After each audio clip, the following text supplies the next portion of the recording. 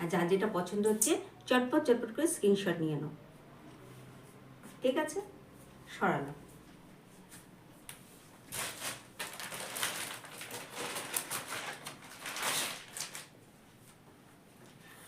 এটা একটা খুব সুন্দর একটা কালার। আগে বলে দিই, অনেকেই ডিপ কালার পছন্দ করো না, হালকা কালার সবসময় প্রেফার করো। তো দেখিয়ে দিই, দেখো কত সুন্দর। তোমরাই বলো কত কেমন প্রিন্টটা, তোমরা একটু জানাও প্রিন্টগুলো কেমন। দেখো, আর দুটো মাথা বালিশ, পাশ বালিশ। ঠিক আছে,